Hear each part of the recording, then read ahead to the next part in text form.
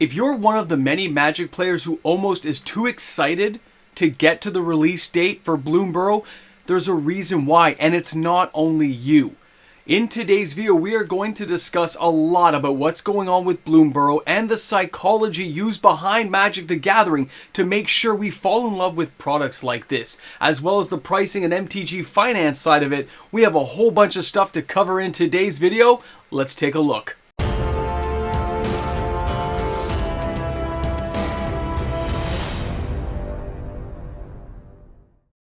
It's time for teamwork. It's time for the little guy to step up, get on the big boy boots, and become the champion they need to be to triumph over evil. This is what we are going to see in BloomBurrow with the story, with the artwork, and it is magnificent. Welcome back, everyone. MTG Moxman here, and thanks again for hanging out with me on my channel today. A reminder, if you want to see more of my ugly mug each and every day, all you gotta do is hit that subscribe button, turn on your notification bells, and you will see my content every single day of the week. Yes, that's right, we upload content every single day. The excitement behind BloomBurrow is 100% real. It isn't coming from the marketing team at Wizards of the Coast. It is genuine, actual excitement. And that is something truly amazing to see from a Magic product that we're still months and months away from actually playing. But let's talk about what this set is going to be and what it is not going to be. Remember, it is a standard release product. And with that comes a lot of good things. That means we know it is going to be in standard. It'll be on Arena. We'll have pre-releases. But better yet, we know what they're going to charge. We've already seen the Murders at Karlov Manor, so we know the pricing structure we should be expecting for this product. Those are all very good things. But for the players who are hoping for something that it is not going to be, which is some broken power creep monstrosity of just pure joy, adrenaline, excitement, you're not going to find that in this product. It's not going to be there. It is still going to be engineered along the lines of what Wizards of the Coast has to do to make standard move forward. But they are giving us some stuff I think is pretty intriguing, and I think a lot of it is very important to take notice of. Here's the first image I want to show you guys, okay? This is, of course, the starter kit. You can find these on Amazon, $19 right now. It is so good to see that they are bringing back the starter kit, but really, there's a lot more going on than players will probably recognize on the surface of looking at BloomBurrow. Forget the imagery you're seeing here in the starter kit. Think about cartoons, think about shows you remember in your childhood. And this seems to be where Wizards of the Coast is tapping in. If you remember movies like The Secret of Nim from the 1980s, where like the little mouse heroine goes on an adventure and like saves her whole warren and stuff. She meets like the mouse wizard guy because they were like engineered or something at some lab. I remember it very well. But these images, the nostalgia that will build for adults like us going to play in BloomBurrow, the hero side of us that wants the little guys to survive and do well, brings you from everything in your memory from Watership Down all the way through to Secret of Nim, Rescue Rangers. Anything Disney-like is going to hit home. And it's not only that, it is also going to play well with your kids who love these little animals. My wife has been very excited by some of the cards she's seen. She does not play Magic the Gathering. If you're new to the channel, you didn't know that, you just learned an interesting tidbit. My wife doesn't play, but my son sure does. And my wife is taking an interest in these cards. She enjoys looking at the artwork so far. Also, some of these cards seem to remind me of things back like when we went to Ikoria. And if you remember in Ikoria, they had like, what was that, Lunatari? And it seems like the otter wizard we're seeing on some of the covers here could be something very similar. When you take a look at these cards and the imagery we're seeing, the kind of colors they're using, it does remind me of Lorcana. It does remind me of the Disney kind of framework for artwork. It looks like it's mixed with a bit of anime. They really touched on a lot of elements that are going to appeal to a lot of us, and that's without taking into account the game mechanics or actual gameplay. The tribal theme construction that we can bring forward in our, alternate formats like Commander, this is going to be a set that really draws a lot of attention and possibly a lot of criticism going forward. But again, knowing the price structure, like we know what these prices are going to be, and that's a very good thing. When I pop in here and I see we've got the standard pricing I would expect to see. BloomBurrow bundle pack, 9 boosters, $49.99. These are US prices. You see the 4 cute little commander decks, and you see $189. These are prices we are expecting to see. And when you have a price that you expect to see, that is a very good thing. It gives you an assurance. It makes you feel comfortable because you know that price is coming. The LGSs will know what to pay. The players will know what to expect from their LGS on markups. This will feel like a very safe set. It'll feel like a good feel.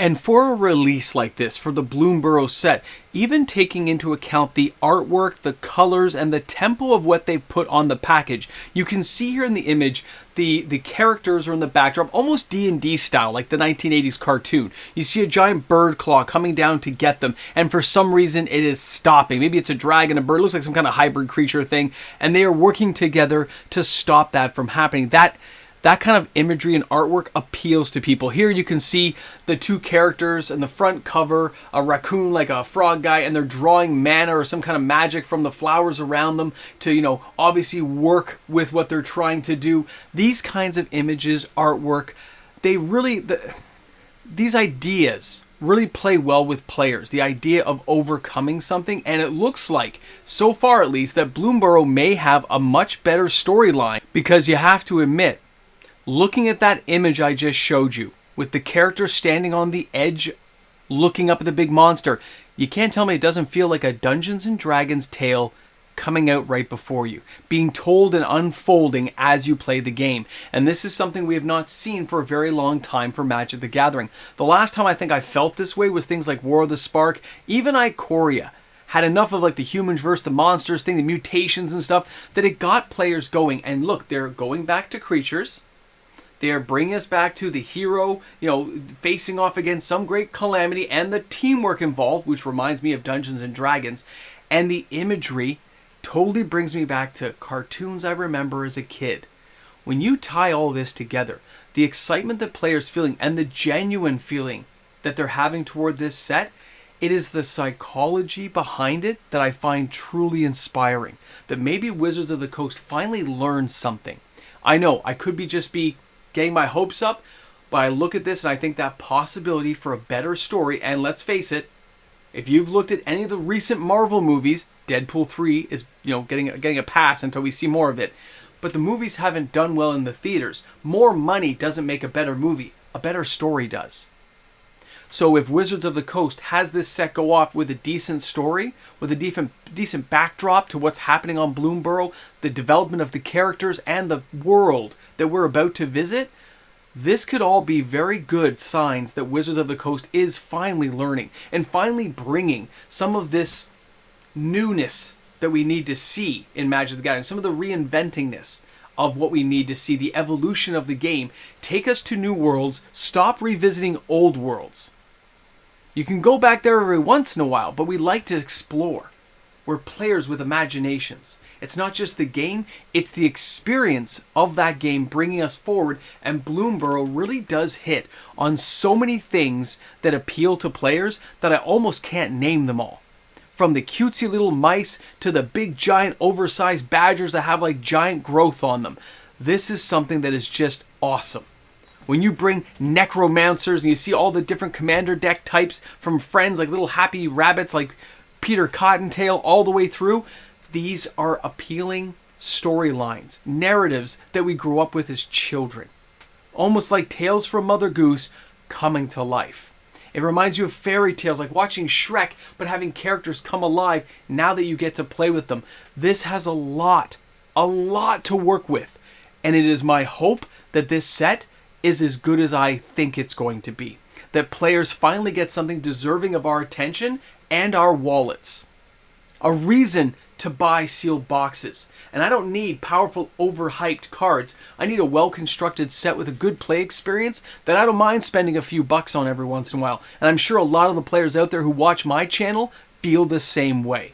Now, I want to know what you guys are thinking about this set. I want to know if you're excited, if you're scared, terrified, hateful, angry. I need to know the comments. We need to have this discussion to flush this out more, to flesh out what we are all feeling within this set, because I myself am very excited. I like what I've seen. I cannot wait. Just like when I saw it coming up for release and I saw the first images, this set has not failed to disappoint with the more recent images we've seen, with the color combinations, the artwork I'm seeing. I'm very excited. I am almost overcome with excitement. I know a lot of you feel the same way, but we got to stay calm. We got to stay collected, be objective about how cool some of this stuff's going to be and what this set is and what it's not. Remember, it's not going to be a power creep broken set. It's a standard release set. We got to stay realistic with our expectations, but we can get excited for the Commander cards and Eternal format cards that may be found within this set that we can utilize for years to come. Thanks again for hanging out with me on my channel today. Thanks for stopping by with the Moxman. Of course, I look forward to seeing you all tomorrow for another video. And always remember, bring a friend to Magic. And of course, shop smart. Shop S-Mart. I'll see you guys tomorrow. Alright guys, you made it to the end of the video. I wanted to just add this bit in for those players who just didn't get enough of the Moxman. Here is Lumara, the Bellow of the Woods. I look at this card, and I'm going to be popping kind of back and forth here. It is a 6 casting cost. This is like the Great Henge all over for a casting cost. An Elemental Bear, remember that's Elemental plus Bear. Multiple creature types we've talked about in upcoming sets. We've said they're going to be expanding on this because it works in the Eternal formats like Commander so much better for cross-promotion of different tribal themes. It has Vigilance and Reach. Okay, not bad, I like it. But then it says, Lumara's Bellow of the Woods power and toughness are equal to the number of lands you control. When Lumara enters, mill 4 cards, then return all land cards from your graveyard to the battlefield tapped. That's a very powerful card if you connect it up with certain cards. And I want you guys to remember, things like Candy Trail are going to be in this set. Candy Trail being in the set means you could stack up lands to make sure you're going to get 2 or 3 lands, right? You have at least 2 plus whatever the draw card would have been. Knowing you can scry things in a certain order can help create avenues for cards like this. Is it going to be super powerful beyond standard? I don't think so. Not at all. But the idea of it and what you could connect later on could be. So I just want to share all these cards. I want to take a minute to show them all. Here's Bria, the Riptide Rogue. This is the Otter Rogue. Again, Mythic again. Now this is a 4 casting cost. Interesting that it's red-blue. Okay, I've seen a lot of red-blue cards lately. This kind of fits that same theme. It has prowess, and then other creatures you control have prowess. Very interesting, right?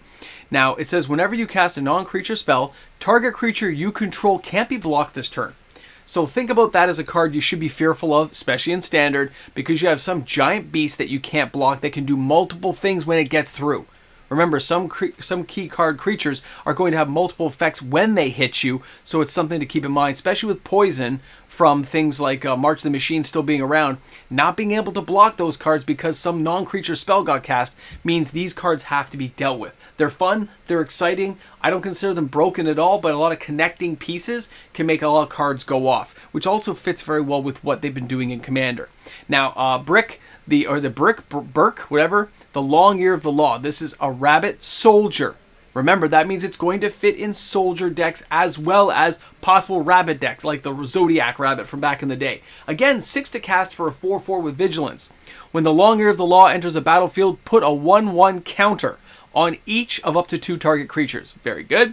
Whenever a creature you control with a +1/+1 counter on it attacks, double the number of +1/+1 counters. Very interesting. Okay, so if you can find a way to get this thing to multi-off, or we have cards that allow multiple attack phases. Look at the colors. Green, white. Don't forget Anzarag the Mole. Double the amount of counters. Keep that in mind. There will be red, white, and green decks coming your way. Shop smart, shop S-Mart, people. Maybe pick up Anzarag now. And of course, here's the one that I really wanted to stop by and talk about. This is Mabel, the Heir of Cragflame. 3 casting cost for a 3/3. Already good. Mouse Soldier. This artwork totally reminds me of the Secret of Nim. I can't explain how similar it seems to me. The Secret of Nim, she has the red ruby in her hands all the time, and that's supposed to be like her thing. This has a red sword. She's got the red cape. Secret of Nim had the red cape. She's a mouse. It's a mouse. It's a rip-off character from something from the 80s. As far as I'm concerned, I dare you to argue with me. We're going to have this one out. Legendary Soldier Mouse. Soldier Mouse. Remember, soldier decks will be able to use this. Keep it in mind. Other mice you control get +1/+1. Look for other soldier mice in the future is what that tells you. When Mabel, Heir of Cragflame, enters a battlefield, create Cragflame. A legendary colorless artifact token with equipped creature gets +1/+1 and has Vigilance, Trample, and Haste. OMG, right? And it has Equip too. That's insane. You bring her in, like cards we've seen, by the way, recently. Tosslimer, the guy who makes the extra 5/5 creature, and with Drist, that he gets Guinevere when he comes into play. This creates a piece of equipment. When she dies, the equipment stays as a token. This is something to really keep in mind, guys. That's a broken card. It's going to be epic to put that little crag flame thing onto Anzarag. Notice it's red-white. There's a lot of combinations coming up that players need to be aware of. I don't think everyone sees it. That's why I did it at the end of the video to see if people would be interested in this part of the video. I didn't want to go through too much because I wanted to focus on the pricing. But some of these cards are going to be sick and powerful. They just don't look that way yet. And in Eternal formats, they don't look as deadly compared to what's already out there. A lot of fun, but not as deadly. But in Standard, a lot of these cards are going to find a home, so it's something to pay attention to. Maybe get some pre-sales in on some cards you might be looking at. Okay, guys? I'll have more videos kind of critiquing this a bit as we go along. And, of course, I'll be touching base because this is a set I am very stoked for. Thanks a lot, guys. I got to jump now to the Ramble Jamble in the credits section. Thanks for sticking out to the end. A big shout out. This is the thank you period of the video where you say, hey, what would we be without the patrons? Without patrons supporting this channel, daily uploaded content would just not be possible, guys. So thanks again to my patrons, my YouTube membership members, for making daily uploaded content possible for everyone to enjoy. Thanks again. Okay, guys, you've made it to the end of the video. We're at the Ramble Jamble section. I have a slig of a little tiny coffee. Okay, let's talk where I can just speak my mind. Welcome to the end. BloomBurrow looks so good. It looks so good. I am really excited. I know it was kind of hard in the video to keep myself contained, but it looks amazing to me. I just can't wait. This reminds me of everything from DuckTales to Tailspin to the Jungle Book, all the way through to Simba and Pumbaa, Secret of Nim, Watership Down. When I think of animal movies, there was even a show called The Green Forest when I was a kid, where, you know, animals small are trying to stand tall and defend themselves from giant predators and stuff, and evil calamity like in The Secret of Nim coming to destroy their world. This really drives me forward as a kid. So now I look as an adult and I go, I get to play this in real life now. This might as well be an Army of Darkness themed solo set. That's how excited I am. It's hard to not like just wish it was here right now so I could crack boxes. And yes, I said boxes. Wizards, you got me. They got me. Shop smart, shop S smart. I'm gonna open my wallet.